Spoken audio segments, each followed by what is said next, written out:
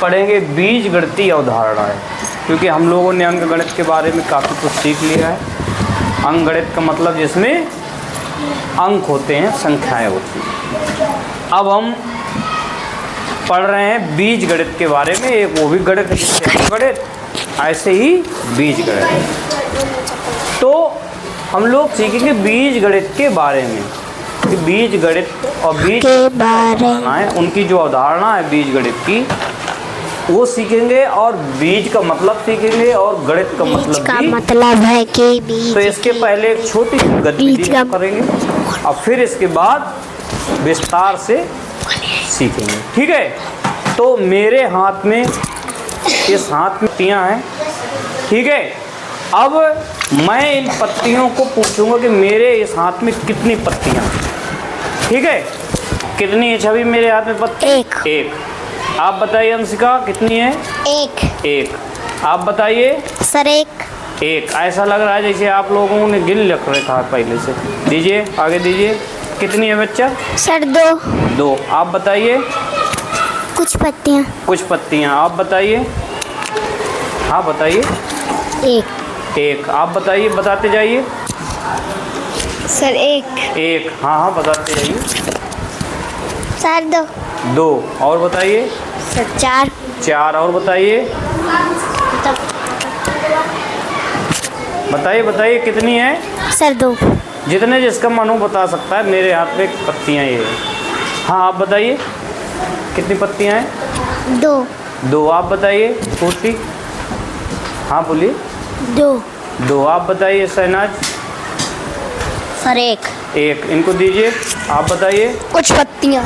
हाँ आप बताइए। सर 3। आप बताइए। सर 2। आप बताइए। कुछ पत्तियां। आप बताइए। सर 2। आप बताइए। 2। हाँ बताते जाइए। एक। सर 4। हाँ। सर 5। हाँ बताइए। सर 6। हाँ बताइए। सर 7। हाँ बताइए। कुछ पत्तियां। आप बताइए। 2 पत्तियां। अंकित आप बताइए भाई। एक पत्ती है। आपके अंदर की इच्छा क्या कह रही थी कि सर के पास कितनी पत्ती? आपको पता नहीं है। किसी ने 1 बताया, किसी ने 2 बताया, किसी ने 4 बताया, किसी ने 5 बताया। यही किया ना? यही किया आपने। अब मैंने कहा मेरे हाथ में कुछ पत्तियां। यही कहा मेरे हाथ में कुछ पत्तियां हैं, और आपको उनकी संख्या बतानी है। तो आपने किसी ने कहा कुछ पत्तियां हैं। मान लीजिए मैं कहूँ मेरे हाथ में पंक्तियां हैं, सॉरी पत्तियां हैं, इनमें 2 पत्तियां मिला लूं तो कितनी पत्तियां हो जाएंगी? सलाम। हाँ बताओ कार्तिक।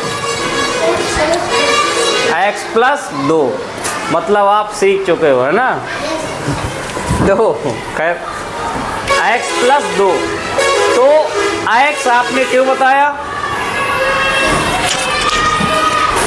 हैं? कुछ पत्तियां जिनके बारे में हमें पता नहीं है, उनको आपने क्या मान लिया? x मान लिया, ठीक है। x क्या है? x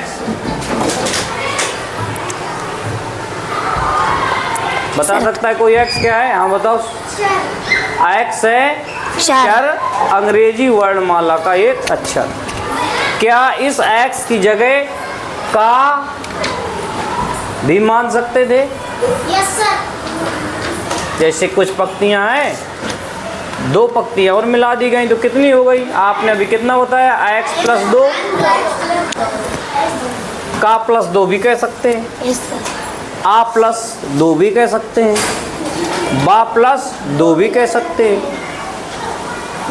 तो ये आ बा सा x y z a b r ये क्या है? ये हैं अंग्रेजी वर्णमाला के अक्षर जो ABCD के हैं, और जो आ बा सा छोटे आ बड़ा है ये क्या है? हिंदी वर्णमाला के अक्षर। और इनका प्रयोग जब हम करते हैं गणित में, वो गणित कहलाती है बीज गणित। क्या कहलाती है? बीज गणित। बीजों का प्रयोग कर रहे हैं हम लोग। पता नहीं है, हमने मान लिया x है, क्या x जगह y नहीं मान सकते? मान सकते हैं। क्या y की जगह z नहीं मान सकते? टमाटर नहीं मान सकते? मान सकते हैं। टी नहीं मान सकते? मान सकते हैं ना। तो आपको समझ में आ गया कि बीजी अक्षर का प्रयोग कहाँ करना है? सब समझ में आया? किसी को दिक्कत? तो कितनी मेरे हाथ में कितनी पत्तियां हो गई? x plus 2। कितनी पत्तियां? मेरे हाथ में कितनी थी? कुछ पत्तियां थी। कितनी? कुछ पत्तियां। अब इसमें 2 पत्तियां हमने और मिला लिया। अब कुछ की जगह हमें पता नहीं है क्या है, तो हमने उसकी जगह क्या किया? कोई चर मान लिया। अंग्रेजी वर्णमाला का, हिंदी वर्णमाला का कोई चर। अच्छा, गणित का क्यों नहीं मान सकते? क्योंकि अगर हम यहाँ 3 कर देते हैं तो हम निश्चित हो जाते हैं कि हमारे हाथ में 3 ही पत्तियाँ हैं, फिर वो बदल नहीं सकता। 3 और 2 मिला लिया तो 5 हो गई। तो 3 तो नहीं ले सकते, 4 नहीं ले सकते, वो तो फिक्स हो गया। वो पता है, उनकी गिनती पता है कि जब 4 होते हैं तो इस वाले अंक का प्रयोग करते हैं। बात समझ में आ रही है? तो किसका प्रयोग करेंगे हम? जब पता नहीं होगा, निश्चित नहीं होगी संख्या, प्रयोग करेंगे अक्षर का। किसका? अक्षर का। और यही कहलाते बीज, इन्हीं को बोला जाता है बीज। और जिस गणित में प्रयोग करते हैं वो कहलाती है बीज गणित। ये है इसकी अवधारणा की बीज का प्रयोग कहाँ से कर दिया, अक्षर का प्रयोग कहाँ से कर दिया। तो जब हमें निश्चित नहीं है, पता नहीं है, तो क्या होगा? किसका प्रयोग करेंगे? चर का प्रयोग करेंगे। यही चर भी कहलाते हैं। क्योंकि अगर हम ये कह दें कि हमारे पास 10 पत्तियाँ हैं तो 12 हो गई, मैं कह दूँ 13 पत्तियाँ हैं तो फिर 15 हो गई। पर 13 चर नहीं है, 13 बीज नहीं है, 13 अंक है, 13 संख्या है। ठीक है। अब मैं आप लोगों से एक एक करके पूछता हूँ, अगर समझ में आ गया है। आप बताइए खड़ी होकर। रामू के पास कुछ रुपए हैं, अगर 2 रुपए उसने अपने भाई को दे दिए तो कितने बचे? Sir y-2। y-2। रामू के पास कितने रुपए हैं? रामू के पास कितने रुपए हैं? कुछ। और भाई को कितने दे दिए?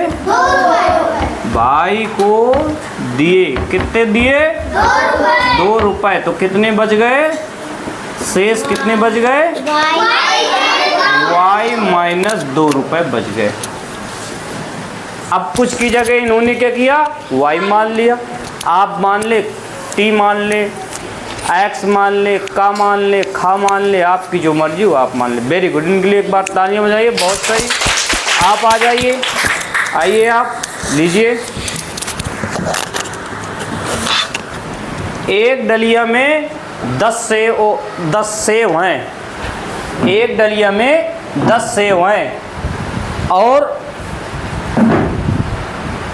उसको कुछ सेव और दे दिए जाएं तो डलिया में कितने सेव हो जाएंगे? डलिया में कुछ सेव और रख दिए जाएं तो कितने सेव हो जाएंगे?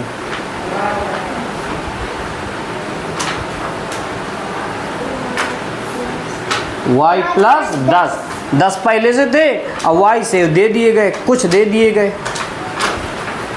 तो कितने हो गए? y plus 10। सही है, वेरी गुड। अच्छा। एक कपड़ा 10 मीटर लंबा है। कितना? 10 मीटर लंबा। उससे कुछ मीटर लंबा काट दिया जाए तो कितना बचेगा?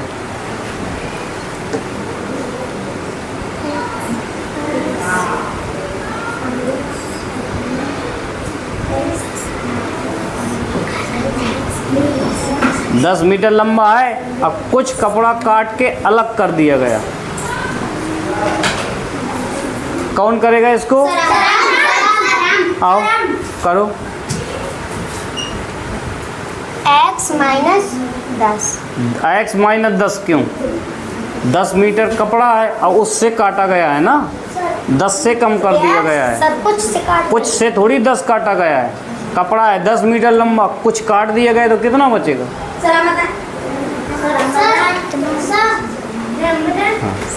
10 माइनस हाँ एक्स मीटर या वाई मीटर जो भी होगा। सही है, आइए बैठिए। हाँ और कोई आओ। हम नहीं, एक लोग आओ कोई। सर हमारी नहीं हुई है, नहीं हुई है हमारी। चलो करो, बैठिए। एक व्यक्ति के पास कुछ रुपए हैं, उसको 4 बराबर भागों में बांटना है। कुछ रुपए हैं और 4 बराबर भागों में बांटना है। जैसे 20 रुपए हों और 4 बराबर भागों में बांटना हो तो कितने कितने आएंगे? 5-5 आएंगे। तो जब 20 में भाग देंगे 4 का तभी तो आएंगे 5-5।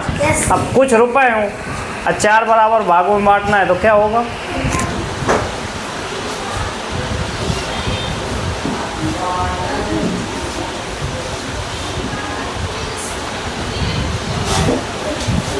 सही है, हाँ वेरी गुड, बहुत सही।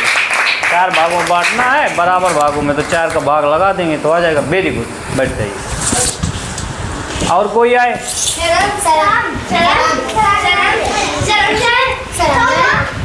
यदि एक पेंसिल x रुपए की मिले तो 5 पेंसिल कितने की मिलेंगी?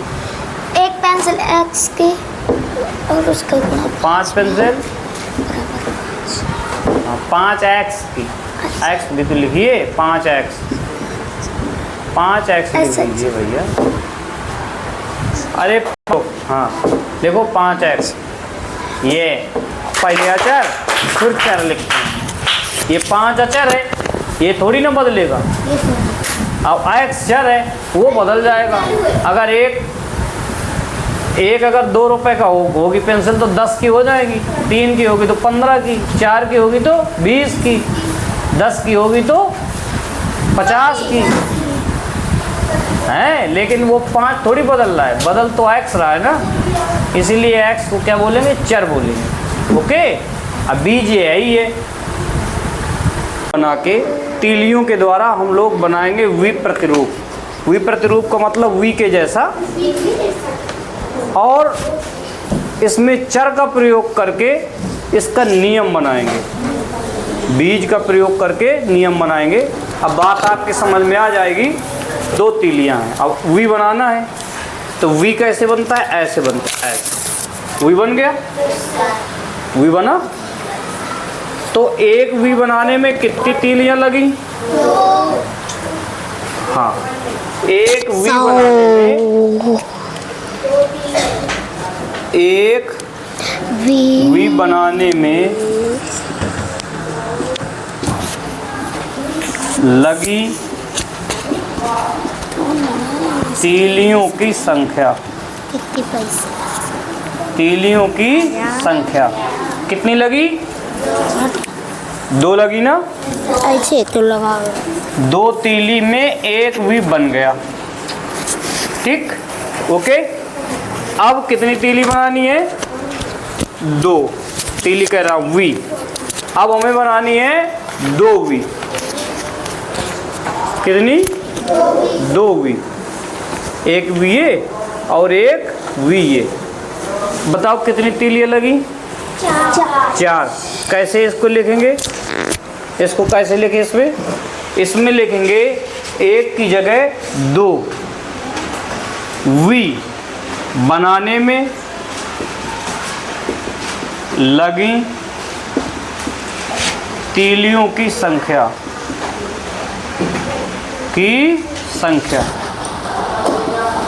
तो कितनी तीली लगी है? एक में 2। अब कुल तीली कितनी है? 2 कितने हो गए? 4। ठीक। अच्छा, 3 वी होती तो कितनी तीलियां लगती? तो यहाँ लिख देंगे 3 वी बनाने में लगी तीलियों की संख्या कितनी? 2 गुणे 3। अब बराबर कितना आ गया? 6। ठीक है, थोड़ा बंद करो। तो 3 वी बनाने में कितनी तीलियां लगी? 6। अब आप समझते जाइए। तीली में, एक वी में कितनी तीली? 2। 2 2 में 3 4 3 में 6। अब अगर मैं कहूँ आयन वी बनाना हो तो कितनी तीलियां लगेगी? आयन वी आयन वी 3 तीली। आयन में भाई 1 में लगती हैं 2 और 2 में लगी 4, 3 में लगी 6, 4 में कितनी लगेंगी? 4 में कैसे बोल रहे हो भाई? 4 में 9 लगेंगी हैं? 4 में 8। 4 में 8 नहीं लगेंगी जब 1 में 2 लगेंगी। अब 5 में कितने लगेंगी? तो जितने मैं बोल रहा हूँ उतने में तो 2 का गुणा आप कराते जा रहे हो ना। 6 में कितने लगेंगी? आयन में कितने लगेंगी? अरे भाई समझ नहीं रहे। देखिए 1 में 2 और 2 में 4, 3 में 2 गुणे 3 कर दिया ना, 4 में 2 गुणे 4 किया तो 8, 5 में 2 गुणे 5 किया तो 10, 6 में 2 गुणे 6 किया तो 12। देखिए अब जैसे मैं कहता हूँ 4 वी बनाने में, तो आपने क्या किया? 2 गुणे 4 किया ना, 2 गुणे 4 किया। अब बनाने कितने हैं?